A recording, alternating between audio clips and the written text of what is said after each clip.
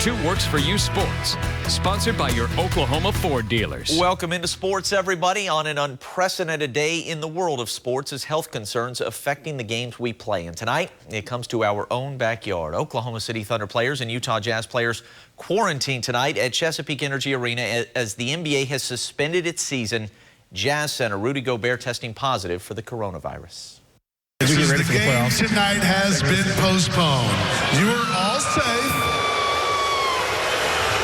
And take your time in leaving the arena tonight and do so in an orderly fashion. Thank you for coming out tonight. We are all safe. And you can visit.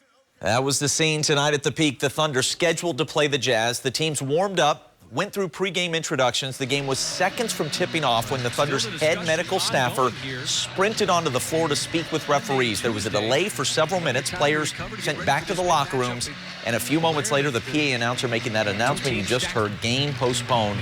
As we would come to find out the reason, Gobert's positive test. He was not in the arena at that time or at any time today. In response, the NBA suspending its season. According to Thunder reporter Royce Young, OKC players have finally been allowed to leave the arena in just the last few minutes. Jazz players remain quarantined. Just unthinkable. Now, all of that transpiring just hours after the NCAA's bombshell announcement. Because of concerns about the coronavirus, this year's tournament, March Madness, the big dance, and American fixture will go on, but without fans in attendance. Essential team staff and limited numbers of family members will be allowed to watch. That's it. Our old buddy Bill Self, head coach of the top-ranked Kansas Jayhawks, reacting tonight.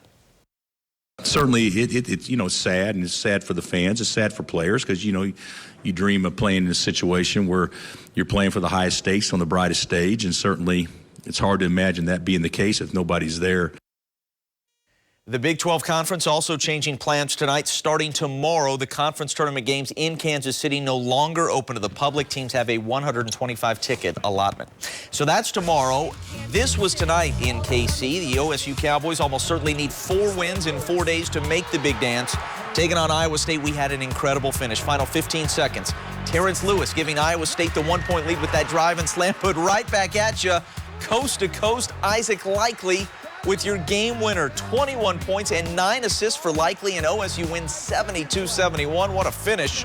Cowboys improved to 18-14 this year.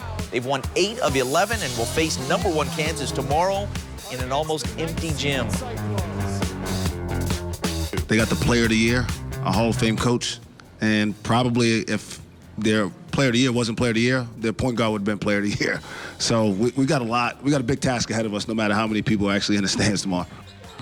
Sooners on the practice floor today in Kansas City. OU, the 3 seed, facing West Virginia in the late game tomorrow night.